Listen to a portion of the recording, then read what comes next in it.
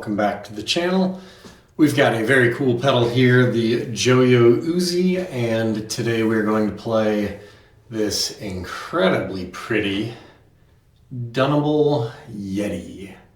This is one of the DE models, so one of the import models.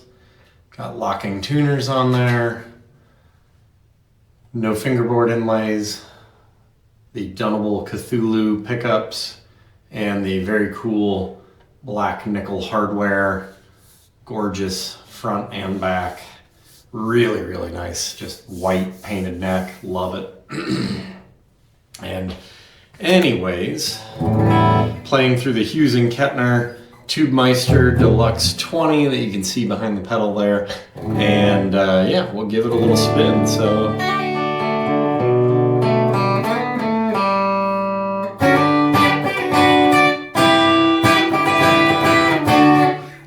clean tones, pretty good. This on the bridge.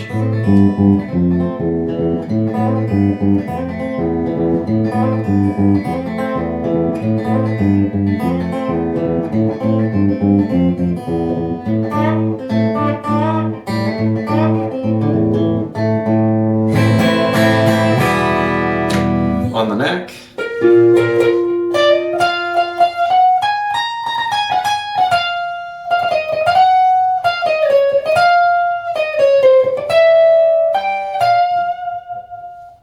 Combined.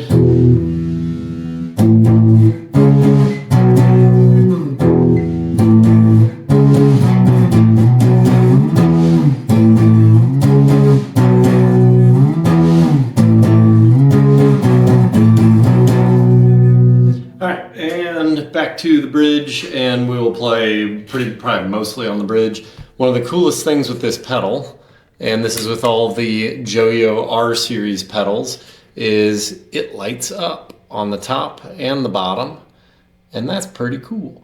I am a sucker for lights. It's one of the things I really like about the Hughes Kettner amp as well. My other pedal board has underglow on it, but that's really cool. You can change it. So this has its lights are on sync mode, I believe. Yeah, you can't really see it with the angle I've got it at, but you can change it to always on or sync, or just turn them off if you don't want it. But that's all their R series pedals, which I think is pretty cool. So anyways, everything's straight up and down.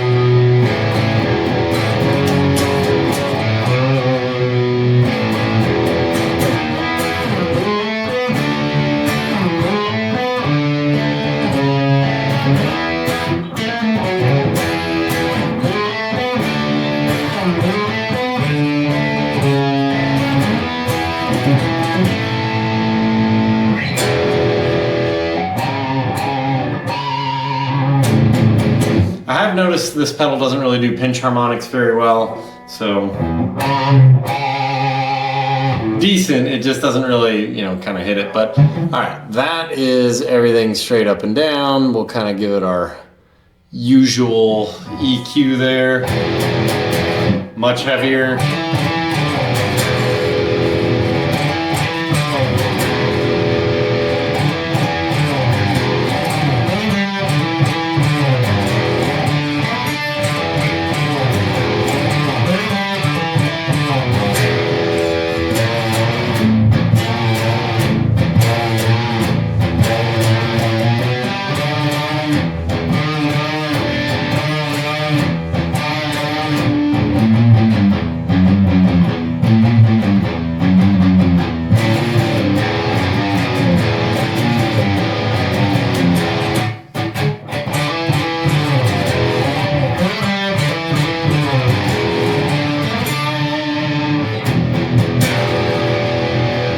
I really like it, and these Joyo pedals, as I'm sure you know, run like 30 to 40 bucks. You can find them on the used market at barely more than a Behringer pedal, of which I've got a couple of Behringers sitting here as well. You know, I love my Super Fuzz, but these are not expensive.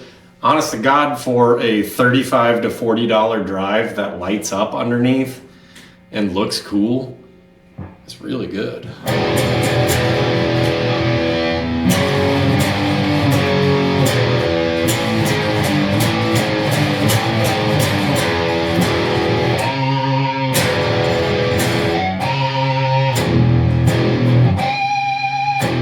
That was a good pinch. All right, let's push it even a little more toward our just, you know, scoop the mids, push everything else up.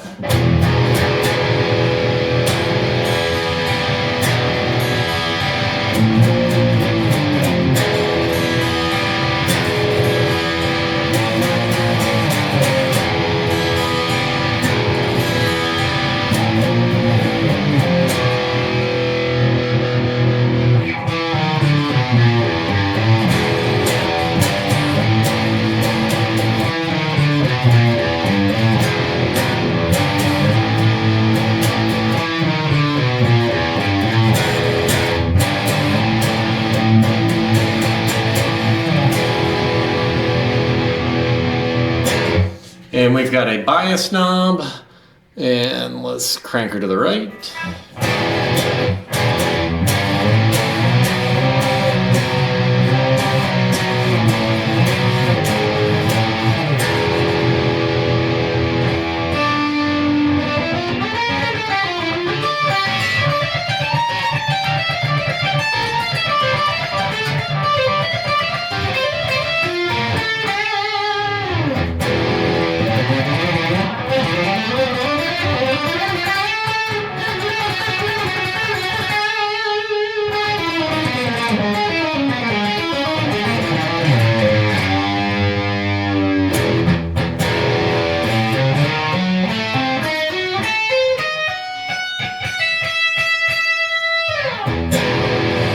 Not a real huge fan of that. It's kind of a very subtle change anyways, but bias to the left.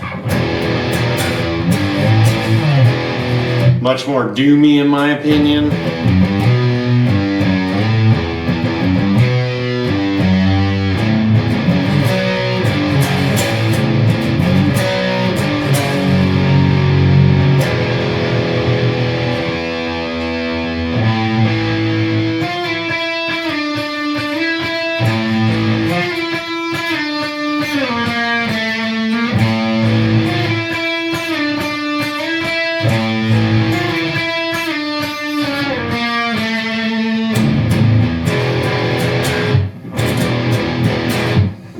Still sounds pretty good there. I actually just kind of prefer the bias knob pretty much in the middle, maybe a touch to the left. All right, but let's push that gain and we will drop our EQ back to a little more normal.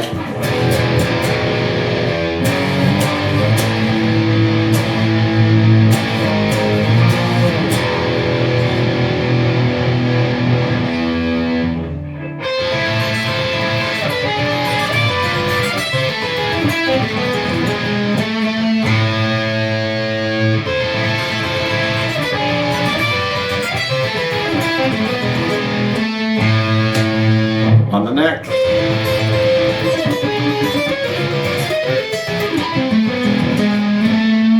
Knew I couldn't play that well 3 times in a row.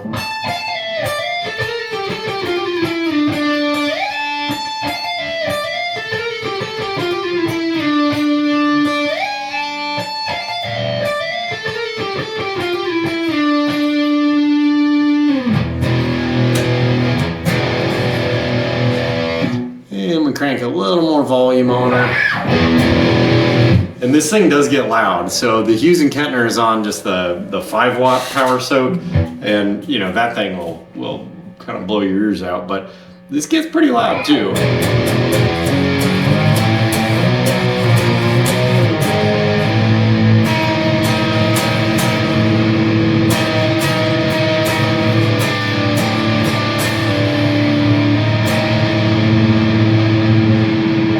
See if I can remember remember trying to been learning some Arch Enemy lately. Not in the right tuning, of course. I think he plays mostly in C standard or drop C, but there it is. There we go.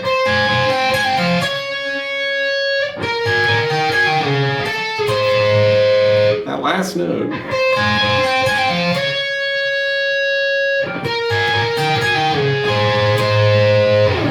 Still missed it. I've only been working on that for like 2 seconds, so. Let's put, because I've got my effects loop board is still in the effects loop. We'll hit the boosted reverb on there as well. I've not actually tried this combo. I like it. I love that boosted reverb. It's a Heretic Effects boosted reverb. It's one of the only boosted reverbs I've ever owned, to be fair. But it is my favorite.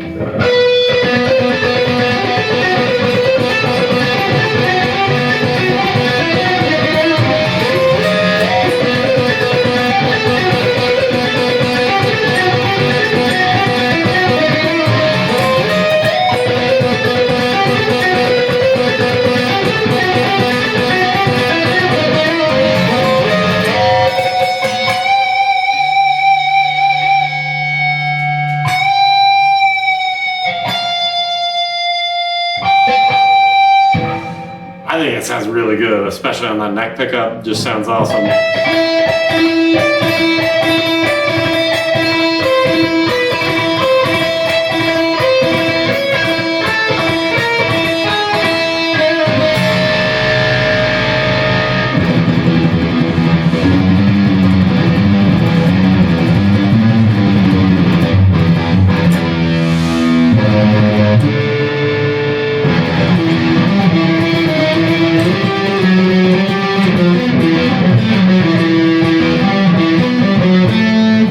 Since I played that song. I don't even think that's right.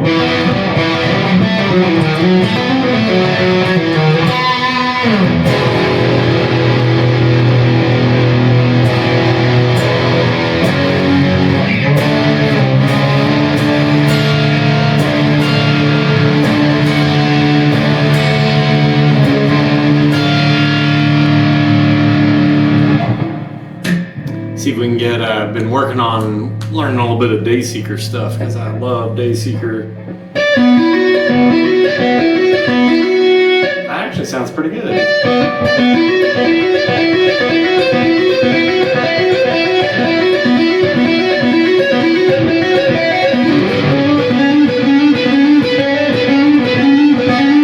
I need a delay on there too to match the match all of the Dayseeker, but that still sounds pretty good. And speaking of which, we can turn on the EQD Afterneath, which is a lot of delay, but gets us to a weird spot.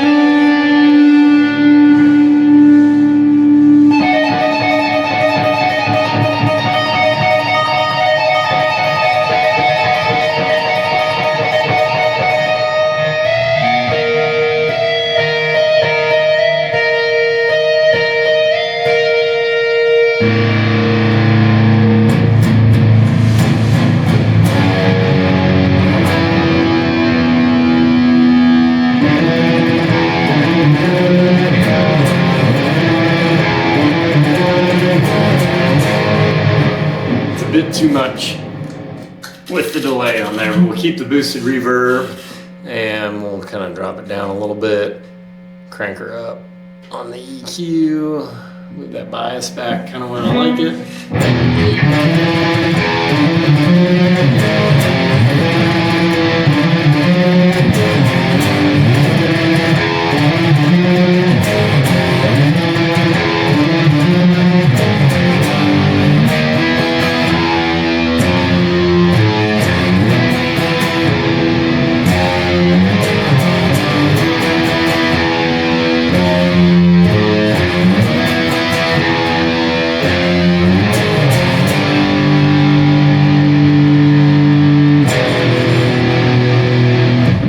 really heavy. There, with that reverb on there, it'll sing. There you have it. That's kind of the full tour of the Joyo Uzi. And they make like 5 different overdrives. There's a whole bunch of them. I think this one is supposed to be the heaviest. I'm not 100% sure. Somebody can correct me in the comments, but it's a very cool overdrive. I like it a lot. I plan on keeping it, and I actually want to get a bunch more of the R series because I love the light up look.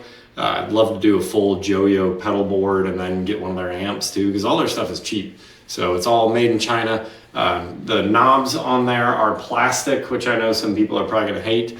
These knobs, you can replace those. Cost you a couple bucks and they just pull right off and you can put new ones on if you really wanted to. I think they look fine.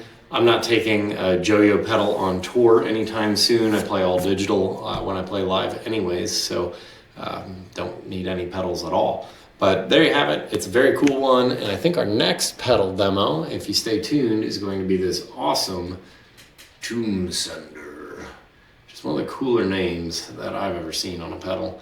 I really like this thing. Blammo Electronics, hell of a name for a company too. But anyways, there you have it. And we will see you in the next one.